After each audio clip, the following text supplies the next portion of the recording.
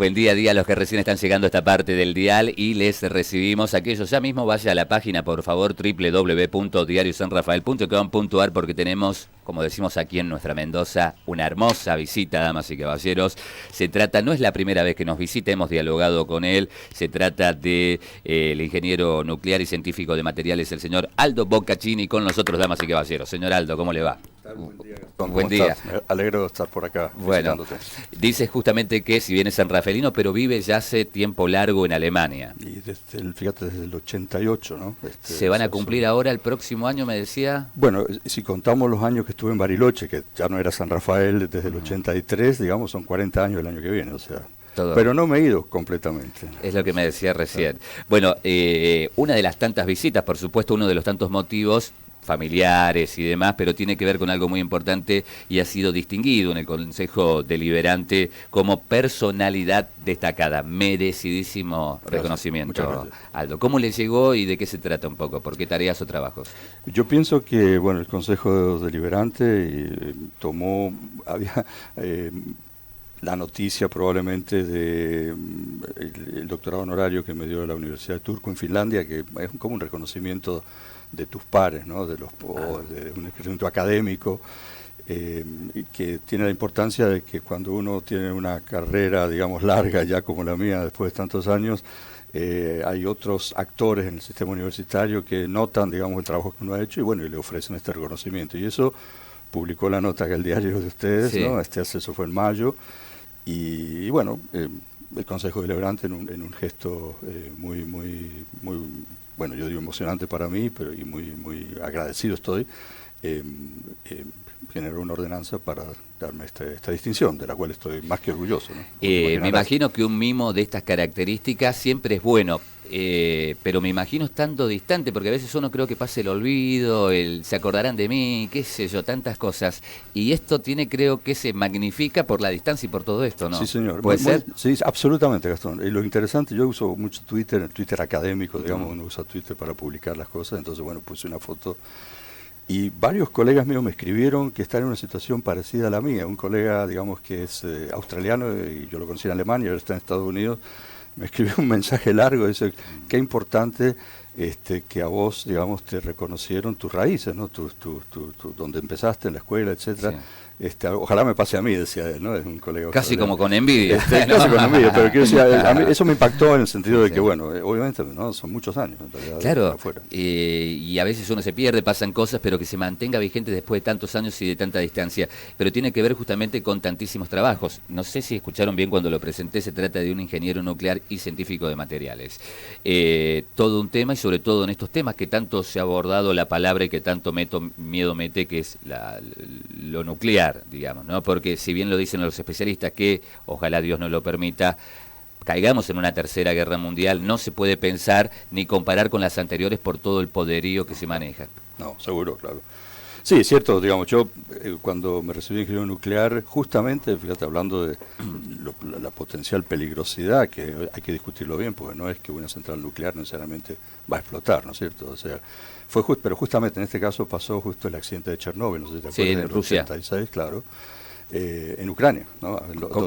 donde ahora en la lo que era la Unión Soviética y donde en aquellos años. Claro, al principio de esta guerra hubo también un problema de que aparentemente había sido invadido por soldados rusos, etcétera. Bueno, en fin, eso fue en el 86, fue un accidente grave en Europa, y yo estaba terminando la carrera de ingeniería nuclear en Bariloche, entonces un poco tomé la decisión de dedicarme a los materiales, digamos, en general, ciencia de materiales, también con aplicaciones en residuos nucleares, es decir, qué pasa con los residuos de una central nuclear cuando la central termina, digamos, de producir energía eléctrica. Hay que encapsularlos en un material, un vidrio, sí, básicamente. Bueno, en eso yo hice mi trabajo de máster en Bariloche, ¿no? Cuando estaba en 1987, ¿no? Cuando me recibí allí. Pero después ya al irme a Alemania me fui moviendo un poco más a lo que es la ciencia de materiales, siempre trabajando con esos materiales vítreos, cerámicos, digamos, materiales compuestos.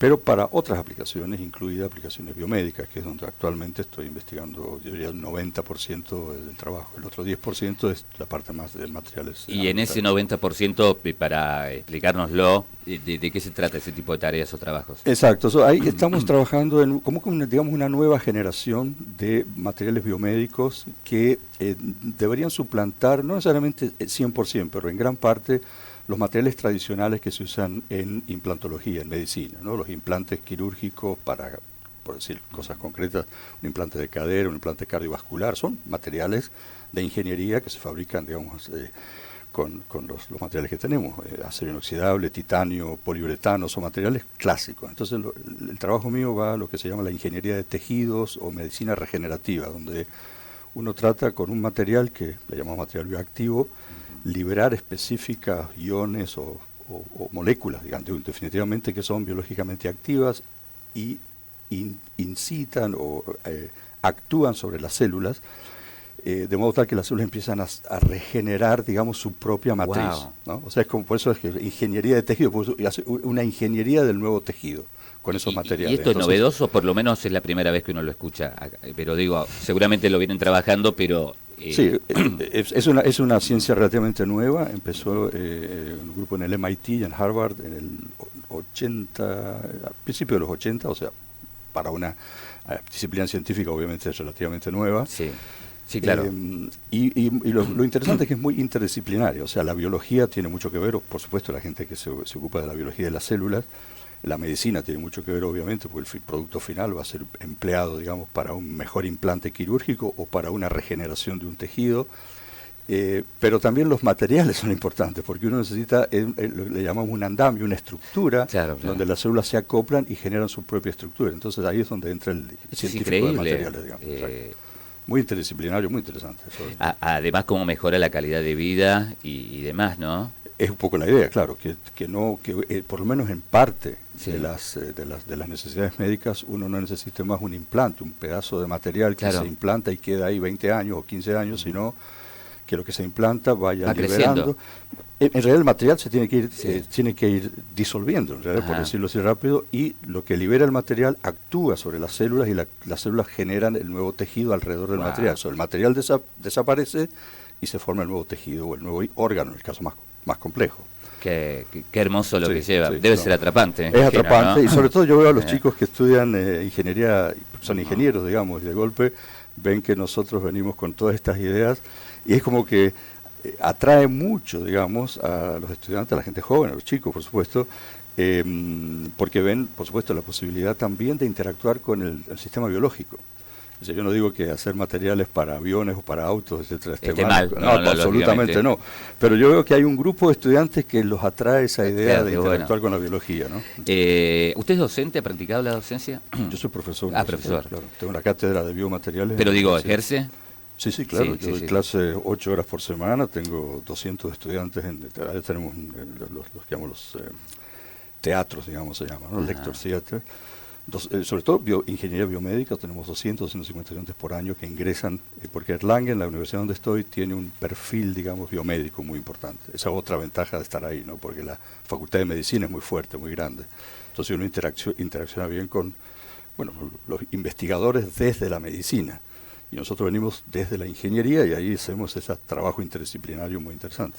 Me gustaría ir más despacio en la vida, mi querido, pero voy a tratar de hacerle algunas preguntas porque por ahí vamos a ir saltando de un tema a otro, pero para aprovecharlo justamente. ¿Cuándo se va, Aldo? Yo estoy todavía hasta el martes de la semana que viene, o sea, unos días más por San Rafael. A pensar, porque siempre vuelve, obviamente tiene su familia aquí, pero ¿ha pensado volver ya a vivir o no? ¿O tiene su vida ya? Bueno, a esta altura ya es más difícil, por supuesto, han pasado los años, mis hijos nacieron allá, digamos, están en la escuela allá, va a ser más difícil, pero,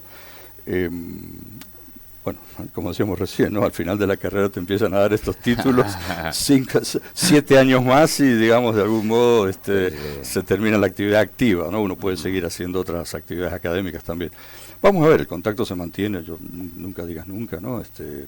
Por ahora, obviamente, no está el plan, mis hijos son todavía chicos, están en la escuela. ¿Cuántos años tienen sus hijos? Uno tiene 7, el mayor tiene 17. Bien. ¿Cómo ve el mundo desde Alemania, desde su profesión, desde su lugar, desde su profesor? Como profesor, estamos pasando por cosas terribles. Primero lo de la pandemia, ahora a puertas de una guerra, la cuestión económica, bueno, el calentamiento global. Sí, bueno, los dijiste, digamos, ya dijiste los tres temas, digamos, que ocupan a todo el mundo, desde, digamos, de Alemania, tanto como acá, ¿no? ¿Cierto? Yo he visto las noticias acá y son temas que están todos los días. Gracias a Dios aparentemente estamos pasando la pandemia. Sí. La ciencia acá hizo su deber y lo hizo muy bien, ¿no? O sea, las vacunas hicieron, bueno, nos sacaron de esta terrible situación en la que estábamos en el 2020. Y bueno, si no se despierta otra variante, digamos, ahora digamos, en lo que es el otoño del hemisferio norte, es muy probable que pase a ser ya, deje de ser una pandemia, pero sea una endemia. Exactamente. Yo creo que en eso, por lo menos, desde lo que uno escucha también en los colegas que trabajan en inmunobiología, etcétera. La guerra, bueno, obviamente nos afecta, todo afecta económicamente, eso es algo increíble en Europa.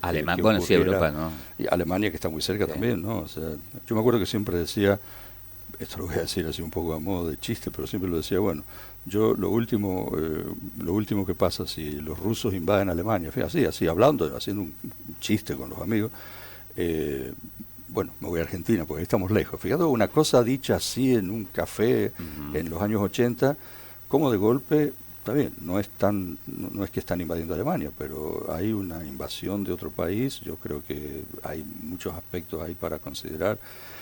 Y tiene, independientemente de la parte geopolítica, que creo que acá no lo vamos a analizar, tiene un impacto, eso sí, económico, global. Mundial, sí, total. Tanto acá como allá, el precio de la energía aumenta. En Alemania se está hablando del problema del gas. Alemania, digamos, depende para el gas de Rusia, el gas que viene Son de Rusia. Productores, claro, total, a nivel mundial. Sí. Y nos dimos también de cuenta con esto del grano también de la importancia de Ucrania, por ejemplo. Claro.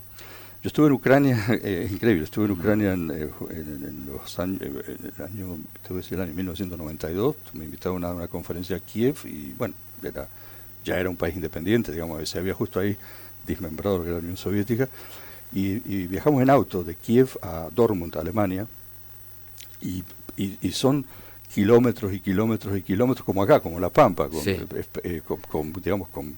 bueno, una situación eminentemente agrícola, ¿no? Y a eso, claro, es lo que ahora está completamente afectado. Claro. Con razón festejaban tanto la salida de un barco con granos. Por supuesto. Qué increíble. Y eso nos hace ver que habitamos todos, más allá de las distancias, dentro de un mismo planeta. Así es, claro. Bueno, eso. ¿El COVID cómo lo pasaron allá? ¿En su familia a usted le tocó? Sí, bueno, fue una tragedia, creo, para millones de personas, millones de familias. A nosotros nos tocó de cerca acá en San Rafael. Mi padre lamentablemente falleció en diciembre. Por COVID. Por COVID, cuando ya yo desde Alemania decía, bueno, qué bueno, está empezando el verano, digamos, en San Rafael, es que como que ya baja todo, la gente está afuera. Bueno, sin embargo, él lo tuvo a principios de diciembre y en muy poco tiempo bajó a los pulmones y lo tomó y lamentablemente falleció. Muchos años antes de lo que era su hora, digamos, ¿no? Porque estaba en buen estado, me dice. Muy buen y estado. tiene por suerte la mamá viva. La mamá está bien, sí, bueno, ella también lo tuvo, pero bueno, en el caso de ella fue más débil y está muy bien, a lo mejor nos está escuchando. ¿Cómo se llama la señora? María Vitone, de Bocaccini, María, Gilla le dicen todos los que la conocen. ¿82? 82 años. Sí. Le mandamos un beso grande. Me dice que no tiene más o menos el tiempo de estadía. Vuelve ya a Alemania. Exactamente, empiezan las clases empiezan en Alemania a mediados de septiembre, pero antes tengo 2 o 3 conferencias, porque uno siempre pone las conferencias antes, digamos, de que empiece la parte académica. Y sí, ya volvemos, inmediatamente empieza todo de nuevo allá en agosto y preparándonos para el otoño, ¿no? Porque los precios y todo lo que es el tema de la energía, la escasez del gas, etcétera, incluso los políticos alemanes lo manifiestan, puede generar o se están preparando para potenciales protestas, digamos, gente que use esto como una manera de ir contra, digamos, las instituciones democráticas, en fin, hay una serie de temas ahí interesantes, ¿no? Como pasó con las vacunas, ¿no? Que mucha Sí. gente usó el tema este para atacar el... Bueno, Alemania no se quedó atrás con eso, Por ¿no? supuesto, no, al contrario. Digamos con el movimiento antivacuna, digamos.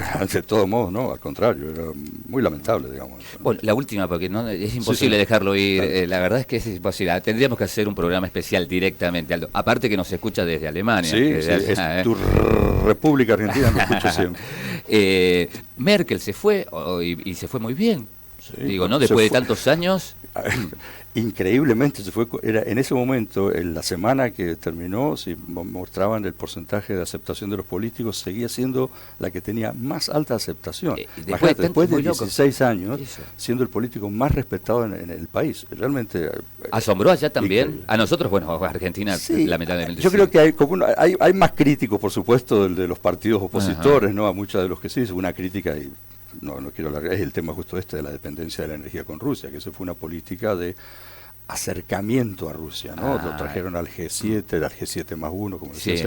y eso un poco era política Merkel, por lo menos lo que uno lee en los diarios, yo obviamente no estoy tan en la parte de esa, pero eso un poco se critica, pero sin ninguna duda, bueno, fueron años muy buenos para Alemania económicamente y se les respeta mucho, claro. Mi querido Aldo, ¿ya comió asado? ¿Cómo no? ¿O no? Es lo ¿Sí? primero que ¿No? uno, Apenas que llegó, uno ¿verdad? hace, sí. Sí. Hay unos preparados para el fin de semana también. Bueno, ha sido Gracias. un gusto y un verdadero orgullo. Gracias por la sencillez, la humildad y la grandeza. Todos juntos. Te agradezco a ¿eh? vos, Gastón. Muchas gracias. Por favor. Hasta luego. Estábamos hablando con el científico y también ingeniero nuclear, el señor Aldo Boccaccini. Vive ya hace tiempo largo fuera de nuestro país, pero qué lindo este mimo, porque es lo que dice a veces con sus colegas, pasan los años y se habrán olvidado de mí. Bueno, mira, una distinción más que merecida por un trabajo que han venido llevando y que hemos conversado ya en anteriores emisiones. 10 de la mañana, 23 minutos.